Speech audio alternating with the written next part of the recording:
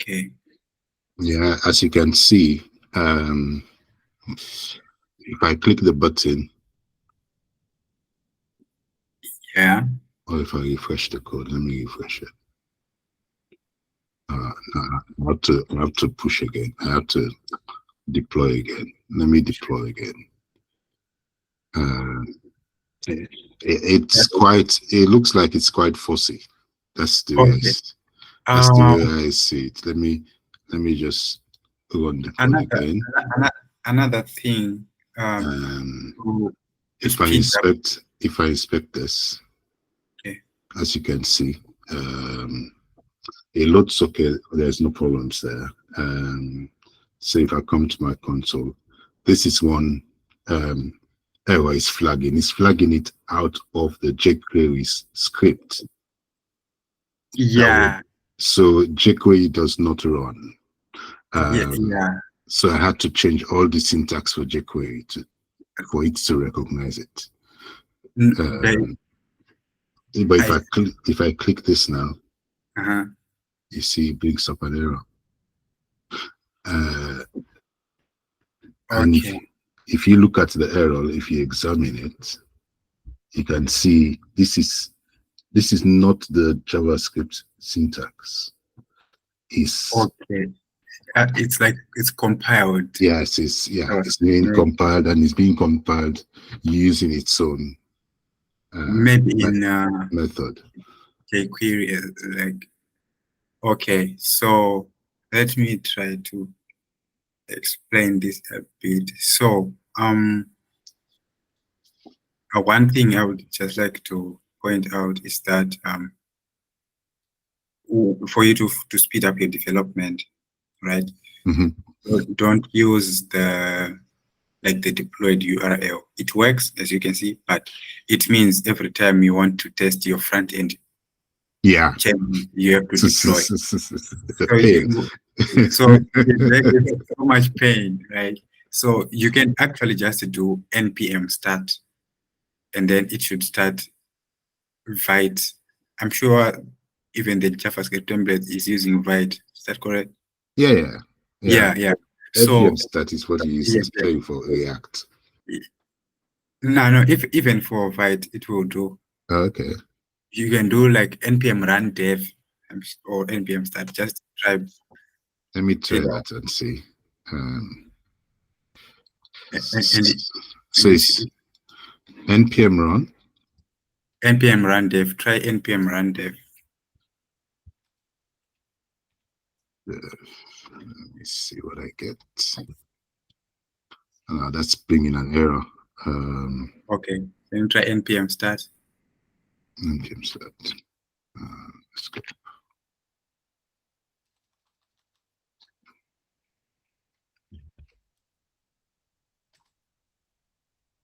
Another error. No, npm start. npm start workspaces. Oh, it's going. Okay. It's still running. Yes. It's not finished the code yet. It's still going. It should give you port 3000. Yeah, host 3000. Exactly. So use that now in the browser. Which is the local host 3000. Use copy that URL here. Exactly. So now, your changes will be instant, right? And you'll be seeing them. Yeah. Why is it? What have I done just now? You can close it. That one.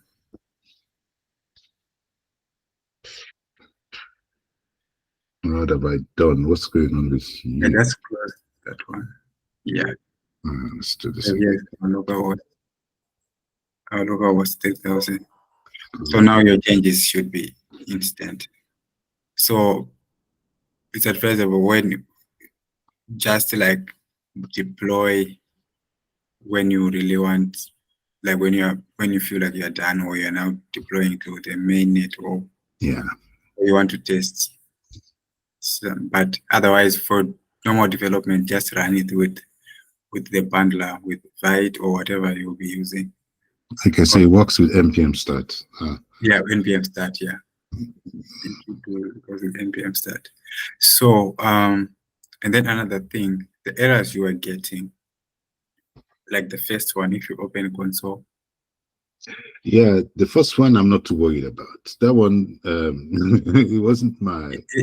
It will give you problem when you like try to deploy to the live Oh, I see. internet. Yeah. Okay. But anyway, I think when you get that, you can fix. But I just want to show you something like where the fix is. Yes, please. Right? Let me see. Can you show me your VS Code? Share Okay. your. Yeah, can do that. Just give me a minute.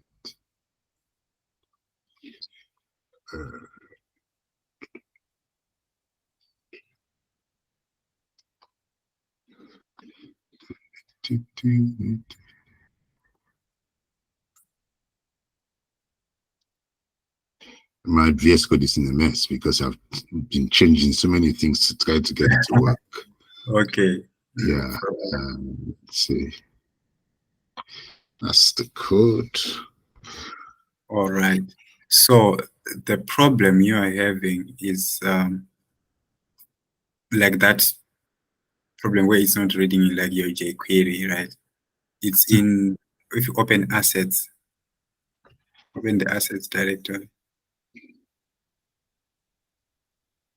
at the top. Oh, okay. That's one. Yeah, there's assets.5.json5. Yeah. Right. This is where the content security policy or whatever configurations are here. So if you scroll here, you will see there is scroll up a bit. Scroll up. There are some headers for here, right? You see content security policy, right? So yeah, this one flagged up at some point. Yes, I saw it. Yeah, so that's where the issue is. So you just need to put your jQuery URL, that one, somewhere in here. So I think it's complaining on connect source self whatever. So you just include it in one of these URLs. You see we have ICP01 what you just put that link for anywhere here. Anyway, on no, you see on the content security policy. If this one, this is the content. This is the content security policy. Below online 27. Exactly. Exactly. So you see this, right? Follow. So if you follow these configurations in that line, you'll see we now have local host, HTTP, ICO, HTTPS. Okay, then if I add this one here, you do it just after ICP.API.io. Yeah, that's this one. That's this. Below, before the image. Before the image. Like where your cursor is, right? You're at the correct place. Yeah, that's yes. Yeah. Yeah, and then that's before that image tag. That's where I should put it. No, before the image, like try to undo the changes, right? Yeah, right. So just go before the images, like you say IMG CRC. I think your glasses is different to mine. No, where your cursor is, right? Yeah. Where your cursor is, it's saying IMG. Before. Oh, okay. Exactly. Yeah. And then before that comma as well. Before the column. That what is it? That semicolon. Yeah. There, that where you put space and then you. So yeah. Yeah, I think just try to do it in the same line so that it won't. Oh no. I'm breaking the line, so I'm sure that I'm in the right. I'm in the Okay, right yeah. position. I would put it back. Okay, I'm just doing this so that I'm sure. you can clearly see. Yeah, Yeah, it's exactly where you're pointing. exactly. So that's just where you need to paste the link for jQuery that is failing. But Okay. yeah, of course. So that will only have effect when you are running live, right? Because yeah, you saw it was giving an error when you was running it on the local replica, right? Yeah, I was giving so much error because I was surprised that it didn't recognize the code. I installed the what you call it now from npm for jQuery. Yeah. So it's just this content security policy that was I blocking put it. it all there and it was still not having it. So I was saying to myself, okay, what's going on? Because where's Okay. And then the other thing about Motoko. So I was saying, everything you have in the front end here, really, everything you have in the front end here really isn't affecting your Motoko. What it, you, yeah, I mean, not in the way of getting like the front end DOM elements errors, right? Because you can only get the errors when you're actually calling the canister itself, when you get to actually call the canister. You see, so in your code where you said you're having some error, were you trying to actually call some function in your backend canister, or it was just the JavaScript you're dealing with? no, I mean, I had in fact gone very far putting the code together, including the functions and stuff. And Okay. then it started complaining about this and that. So I removed all the functions, even the main Motoko file. I just removed everything and just brought it back to this. I stripped it down to see where the error was. And then I noticed that the jQuery code was not working. Okay. Yeah. So this is where I'm saying like the jQuery and the front end you were having problems with, it wasn't related to like what you actually have in your canister. It was like completely separate and just front end stuff. So you have your functions in Motoko, right, ready, and test them with Candid UI, right? And then when you feel like your functions are not working as they should, let's say you add a list, you remove a list, you update a list, an item, right? And then you delete an item, like that is completely happening in your Motoko. And then when you're satisfied with that, you then now start working on the front end now, creating the calling that backend function.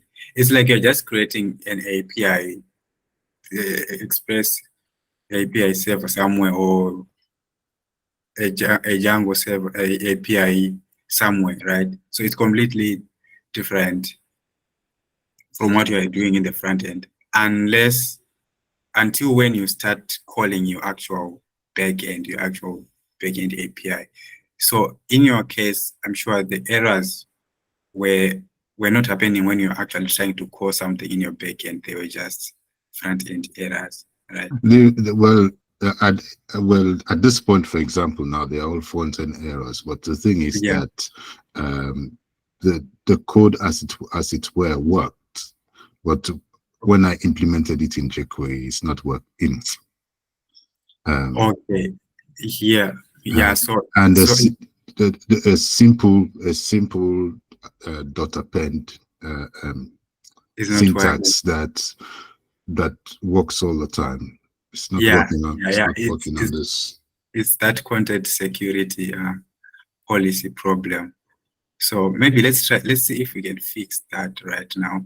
Like deploy, run dfx, or just open that URL, that canister Yeah, URL in the it's browser. open right now. Um, but you mean the on this one? Yeah, I just want you to And copy let's do the that this jQuery one. URL. It's just URL, isn't it? In Oh, it's quotes, that one. Yeah, yeah. So copy it. in quotes or without.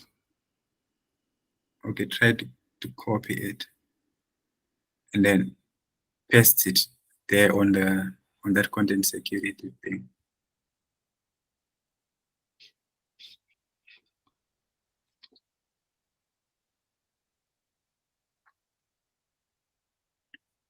Yeah, now let's.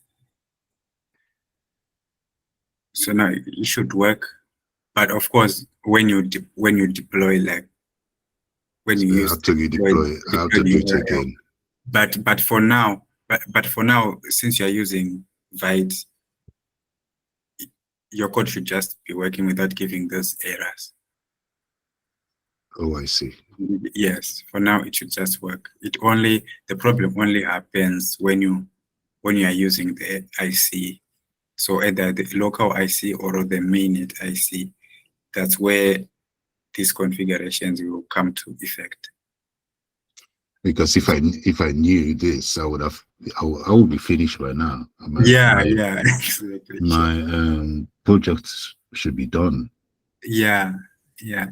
So I think for now what's important is like just have the backend functions ready, even without knowing how you're going to do it in the front end. Just have the functions you know you will need, and make them like public shared functions, right? So add item, remove item, update, delete, and then when you have them and you test them with Candid UI, and then you start figuring out how to go about it in the front end. Okay, so if I use the if my type for ID is text, it means Yeah. I have to convert it. Yes. Yeah, if you use a number for the ID and you want to set it for the text, yeah, you have to just convert it to a string. But like I had mentioned, you can use the UUID library to just generate. It's simple, really. Let me see if I can show you. After you installed that package, I've already installed it. It's already installed. yeah, and then so when you have the when you are creating your object before you save it in the canister, like your item object, you just call the function. What is it? V4 UUID. Okay. No, I There's, didn't. there's some documentation. Let me send you just now. No, I didn't look at the documentation on that. Let me just go Yeah. back.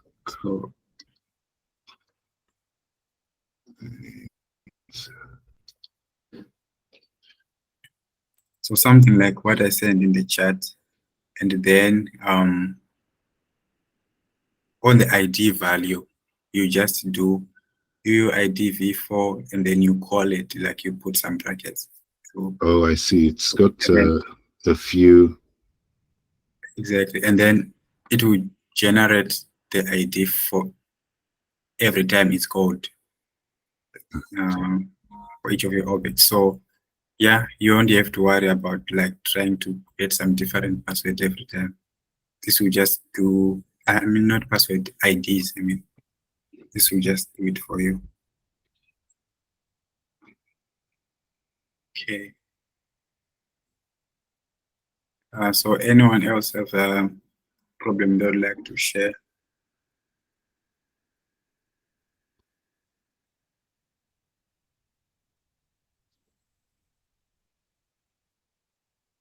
Very Derek, how is it?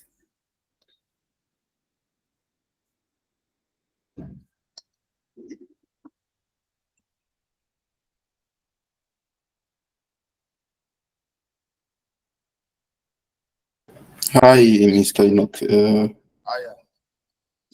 I'm almost done. I'm just putting my backend functions together. Okay, that's awesome. This is Yeah. this is for homework or No. For the unique canister. unique canister is. Okay, that's awesome. Mhm. That's awesome. And okay, looks like no one else have some problems. Okay, yeah. So as we prepare for the hackathon, just wanted to show you guys some of the stuff on the internet computer for you to just get some inspiration on what you can actually build, right? The things that are possible after seeing like what have already been built there on the internet computer. So let me share my screen.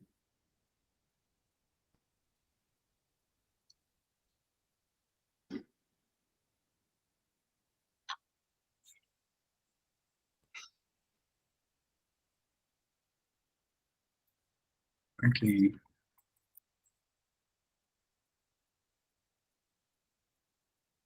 So you come to the internet computer websites and you come here on use, and then you come to the IC internet computer, the ICP ecosystem. And you can see these are all the projects that are being built, and some that are not even here, right?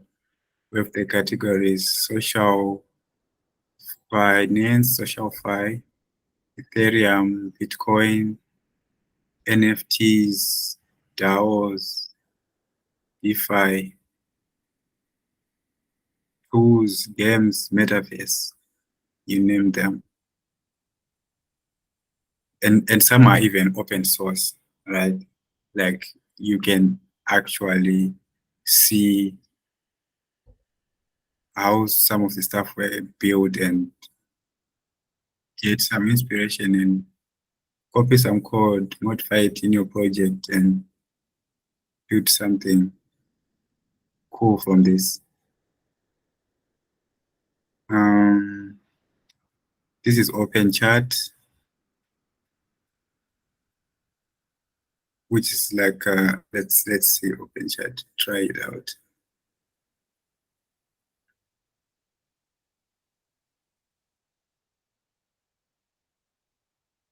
Yeah, a decentralized chat app governed by the people, for the people, and it have actually a good number of users. You can check this out, and it's built like 100% on chain, most of the parts of it. Yeah, so it's good. Come to this internet computer, go and browse the ecosystem projects. You'll be really inspired and see what you can build from here. You see the ones with the repositories with this GitHub icon. You can actually see their code and how they did what they did. And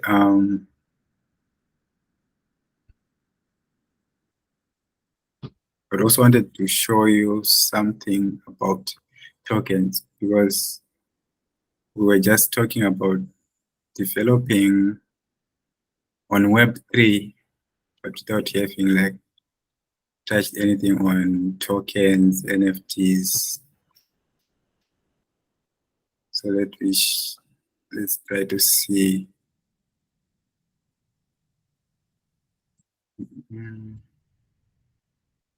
If I right? So on the internet computer, there's a token standard, like that is called ICRC1. Like that is the token standard on the computer. You can easily deploy this thing and use it in your project if you have a use case for it, right? People usually, when they launch their projects, they launch it along with a token for it, right? For the utility token for that project, and on the internet computer, it will be the ICRC1 token, and it's very easy to deploy. You can just follow these guides. This guide here,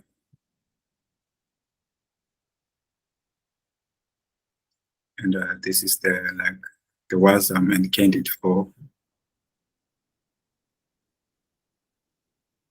the ICRC1 code, right? You just, if you guys are aware of how tokens work, this is just a process, and you have like the, what is it? The metadata. You have the symbol, the name, like the minting account, where they are like officially going. The total supply, I'm not seeing it here. Single token name. Okay, yeah, initial balance. This is like the total supply. And yeah, you should check it out. And if you need any help on trying how you can integrate this in your project, or just play around it and understand it, feel free to go ahead. And if you have any problems, you can ask. And let's see, on NFTs, there's a couple of standards on the internet computer for NFTs, right? So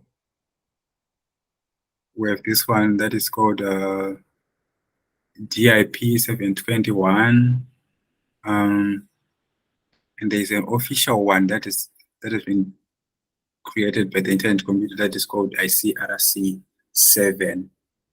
There's another one called EXT standard. That's the one I myself have been using for quite some time. Okay, yeah, here it is. ICRC 7 is a standard for the best implementation of non-fungible tokens on the internet computer. So it's still in development. So if you want to go about like creating an NFT project, you definitely have to pick like DIP 721 or the one that is called EXT standard. And with the like most prominent NFT marketplaces on the IC right now, there's this one called Entreport.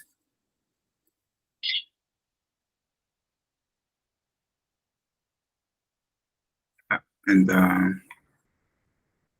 can connect your wallet. There are some wallets on the IC, Plug, Stoic, Infinite Wallet, Taurus. And then you just choose the one you are going on. Let me try to use this Plug one.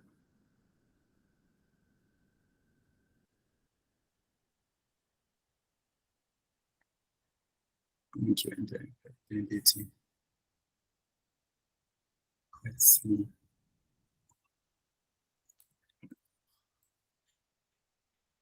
This will fail again. I haven't set this one correctly. Please don't fail. Yeah, I haven't fixed this one. Okay, but anyway, you just have to connect with this one, and you'll be able to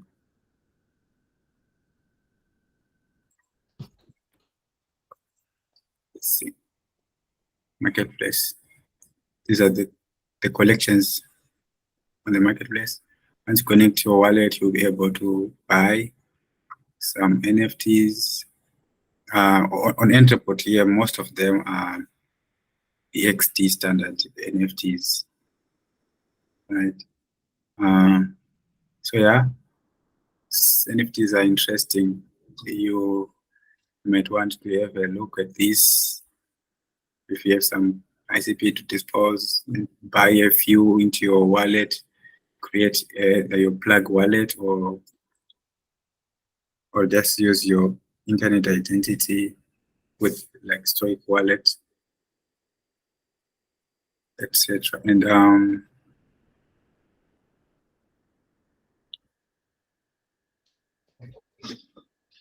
okay, a DIP.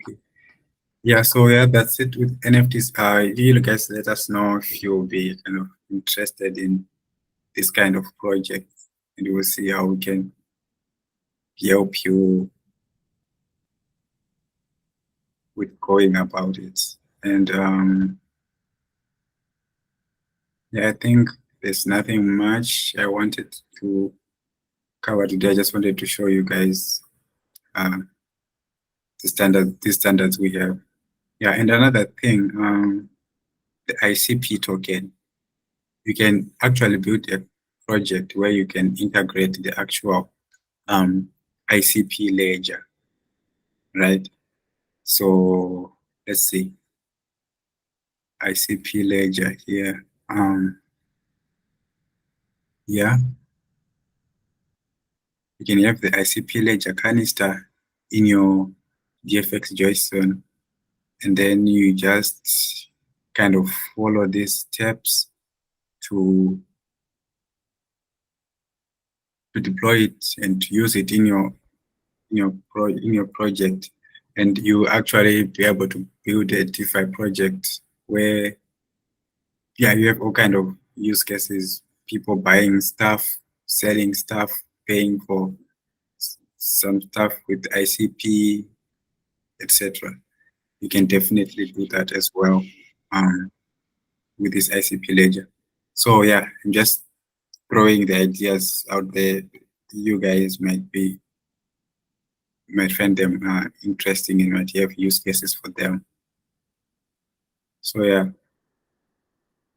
come to the documentation, have a look at this, and might come up with something cool for the hackathon and using all this stuff. Okay, I don't know if there's some questions for now at this point. Yes, Mr. William. Good morning, everyone. Can we fill in the attendance form? Fill in the attendance form. Thank you. Okay.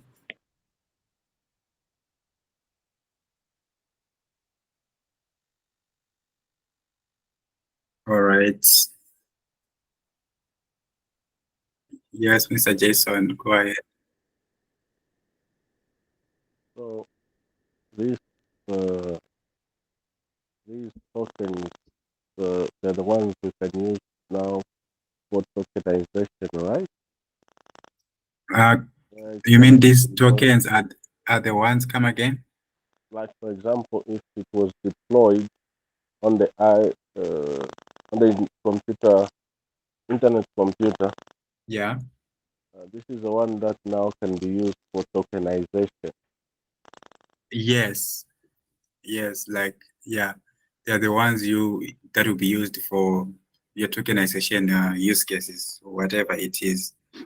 Your use case is on the IC. You just have to deploy this ICRC1 token for yourself, or if it's an NFT, you can go ahead with either the ICRC7, the DIP, or the EXT standard and custom. especially for the NFTs, most of them are really customizable. You can customize them to your use case. But yeah, any tokenization you want to do on the IC, this will be the way to go about it. Okay. Yeah. So if for example one uses the ICRC1 and that now, who has jurisdiction over that? Or that's an inbuilt Okay, you mean like a restriction over the deployed token, or who gets to be able to deploy a token? yes, who gets to deploy it, and then jurisdiction on how to be used. Okay, yeah, so on who gets to deploy the token, really anyone can deploy the token. Yes, like it's public, it's open, right? Anyone can deploy the token, but of course, these tokens, if it have any chance of being successful, of actually having some liquid and be something of value, it will have a community, it will have some users, right? So in that case, your community and everyone we will need to really know how it's going, right? And in most cases, when you deploy like the ICRC1 token for your community, for your project, whatever your use case is, and after the distributions of the tokens, there's what is called black holing that happens, where you remove the controllers from the token, right, and make it immutable. In that case, it's now more what can I say? It's now more open and transparent when you know that no one is able to like modify the code in some way and update it, right? So yeah, anyone can deploy.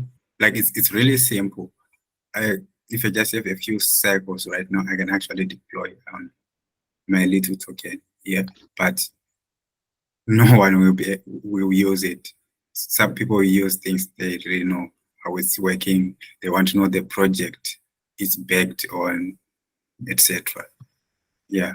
So there's no like restriction on who can, and like there's no one who manages like this token should be removed. It's actually impossible to like stop the token from running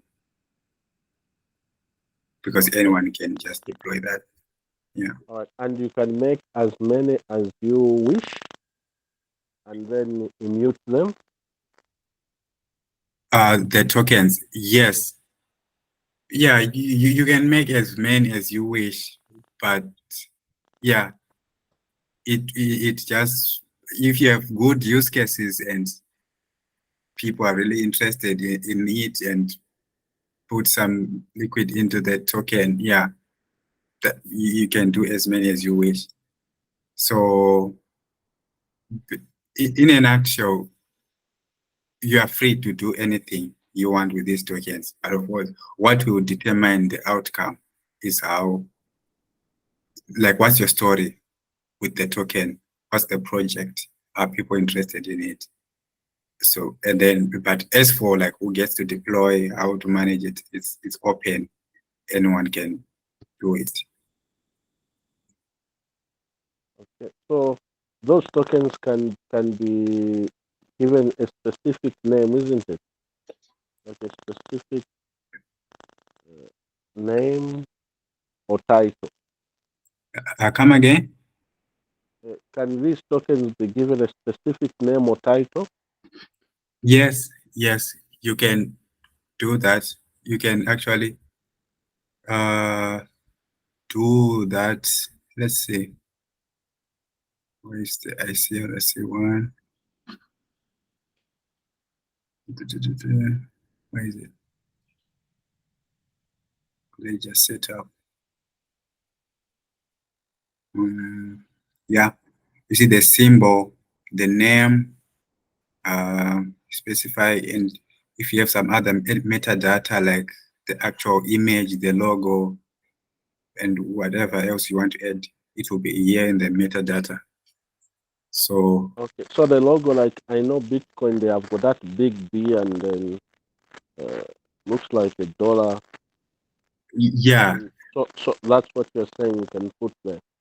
yeah, you can use, and yeah, and if you are know like your token logo is free from whatever copyrights problems, and yeah, you can just have the URL here and set it in the metadata how you need to set it, and then yeah, you have your token running with your with the name, the symbol, and let's see. I can show you some tokens, right? On the internet, there are some actual tokens for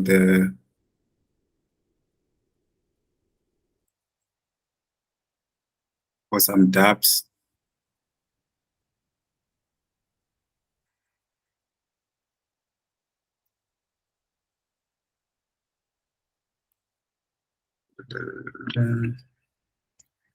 Yeah, let's see. Yeah, you see, these are some of the tokens that are actually running in the community. We have dragons, open charts, what or not. Like these are my balances, of course, 000, and boom DAO, whatever. So you can see we have the name, the logo, the symbol. So how I was showing you, like the name, the symbol, and yeah, and you get to specify the circulation, the amount, the fees, whatever for you want for the token. Yeah, so this is what your token will be like if you get to deploy a token like this. And yeah, let's see what's here. Yeah, if you got some chat token, like the open chat dApp I was showing you, the open chat dApp. Where is it? Yeah, this app here. This is its token. Yeah, yeah. So yeah, that's how we go about it. Is to, I think the difficult part is really is coming up with the with how exactly you want your token to work, like the total building a community, building a exactly, community around the token. yeah, yeah. So we can actually say the community is like the real thing. The token is the icing on the top, right? Because you need the community, and you need to come up with all the numbers, like the total supply, uh, how much the allocations, etc. And yeah, and then once you have the community, your token will be a real token. Otherwise, it's just some canister that is running on the internet computer, which no one uses. Yeah. Okay. So if you go where it is deployed, uh, it's possible there to put some codes on how it can be, how liquidity can come in. For example, how you can change from this token to fiat. You mean come again? You say where you can change from? like for example, if someone wants to buy and they have got fiat money, Yeah. now they want to get a token. Okay. Or So like how to go about that. yeah, Okay. So usually the the best way would be to trying to buy these tokens directly can be tedious and a bit difficult. I mean, very few of them are like listed on decentralized exchanges or whatever. But the best way, and it's simple really, is to have ICP first. Get some ICP first, buy them from decentralized exchange or here on the NNS app, right? Like here, buy some ICP. And then once you have your ICP, you can basically buy any of these tokens because yeah, that's how they work. If you just have a wallet with your ICP, you'll be able to start buying and selling these tokens. And so the first step is just to grab your ICP. There's a IC swaps. There's a like decentralized exchange called IC swaps. IC swaps on the internet computer, where there's a bunch of these tokens. So let me log in with my internet identity.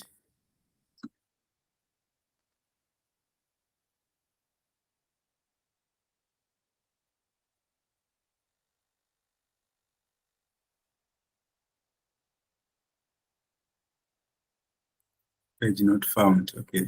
Token pools. All right. Marketplace. Yeah. so Wait. Mr. This, Enoch, yeah. my point of view is here we're talking from a developer's point of view and Yes. then the end user. The end So user. yes, so I'm thinking of someone who doesn't understand uh, maybe all these things that we are learning here because that's we are developers. Okay. We are being Yes. trained by developers. So Exactly. Yeah. me, I can deploy that code and come up with a token like Yeah. those guys have. Uh-huh. Now, how to switch, how to make sure that maybe a working, someone who's working, say a nurse or a teacher, Yeah. and we have tokenized some, let's say, equipment or a building has been tokenized, Yes. okay? And then they have got fiat money, so they need Right. now to buy. Do you think they need to come here on the internet computer and do what you just mentioned? Okay. Or Yeah. just So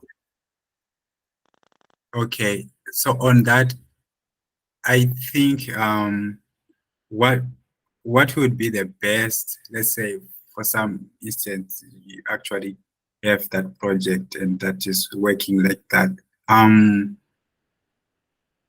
These steps are not difficult really, but you maybe you just need like a proper kind of guide because to be honest, most users are not really familiar with like crypto and how to go and manipulate these wallets. But it's just to try to have like a straightforward set of steps which they can follow, right? So the first one will be like usually people, decentralized exchanges are like the most convenient and easier to use, right? So if they are interested,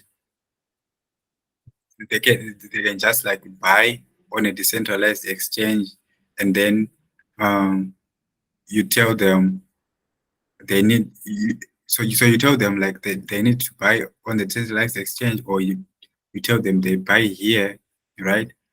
And then you give them another step. After buying, you can buy our token on this wallet like this, right? Like there's this wallet called Plug Wallet. Let me see.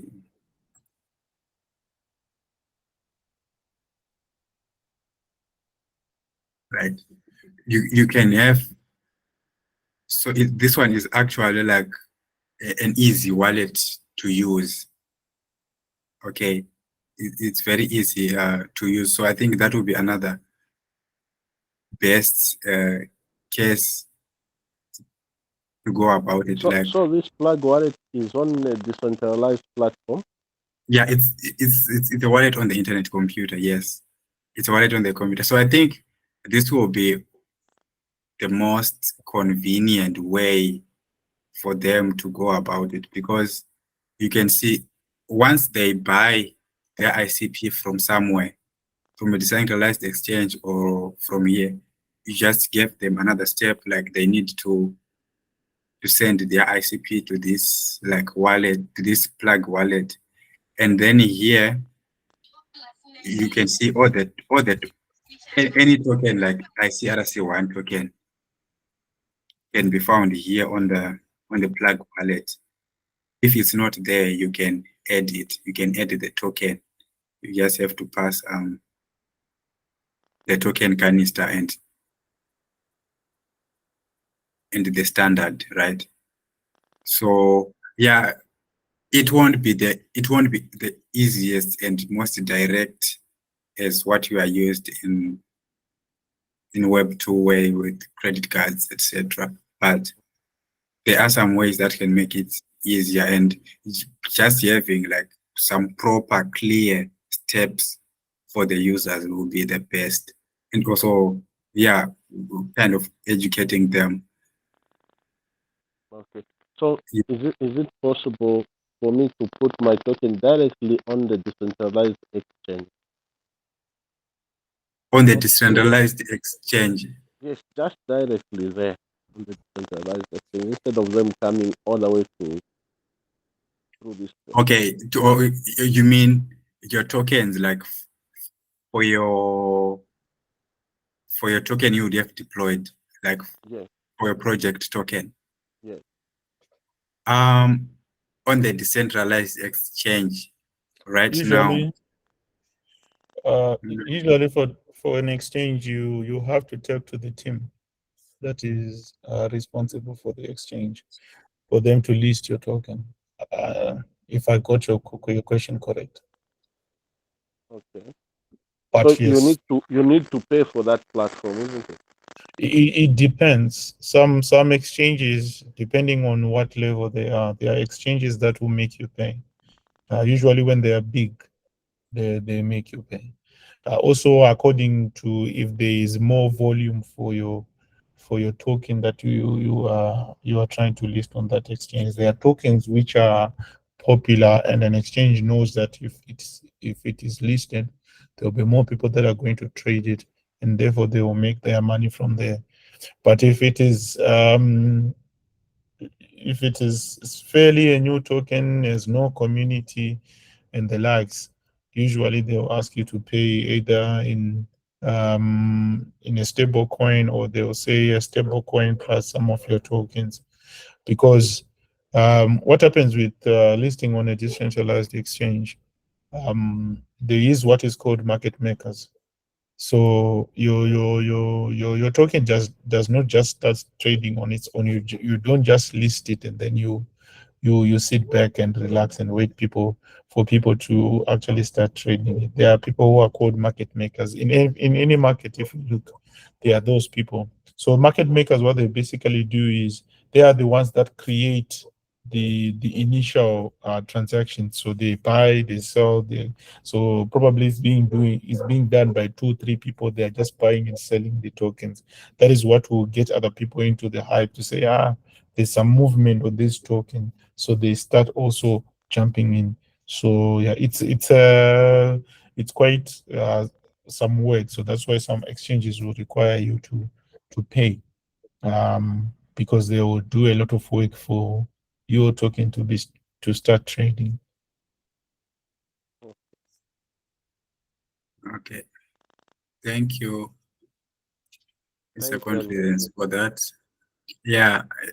So to get your token for your kind of small project listed on decentralized exchange, yeah, it's quite a mission.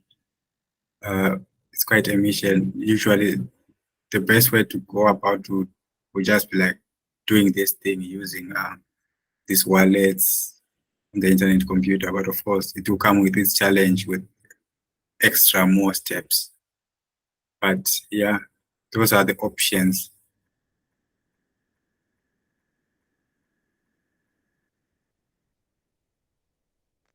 All right. Thank you so much. I really appreciate. The reason why I was asking all that because as developers now we need to start thinking of how can we put all these things in practice, so to lift them from theory now to practice. Exactly, yeah, true. Yeah, but I'm sure as you just have a good community that is really interested in the project, guiding them to do this won't be much of a challenge as it appears to be. But yeah, that's it. So I don't know if there are some more questions.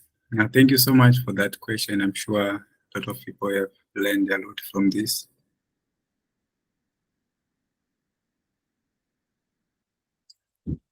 If we don't have any more questions, we can.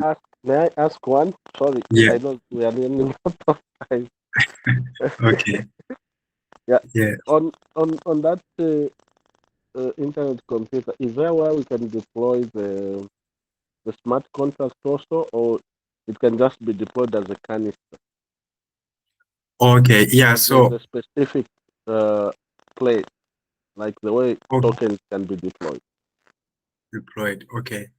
Yeah. So on the internet computer, the canister is the smart contract. Like, so the canisters are just smart contract on the internet computer are just called canisters. You see. So really, if you want like the normal or the smart contract, right? Where it's immutable and you have all the attributes of like the normal smart contracts on other blockchains like on Ethereum, Solana, etc. You can definitely do that by doing that thing I explained of black holing your canister, your smart contract. So you just have your logic as you want it, and once you are confident with what you have, you black hole the canister, you remove all the controllers. So now it's immutable. No one can deploy or change the code or do anything. So yeah, it's just the canister you have to use, and you just have to do it differently than the default way where you can upgrade and update your canister. Okay, thank you very much. Okay. That's awesome. So let's meet in the evening, guys, and have a closing session for this session, and then I'll hopefully we meet everyone on Monday in Zambia on the hackathon. So okay, have a good day, everyone.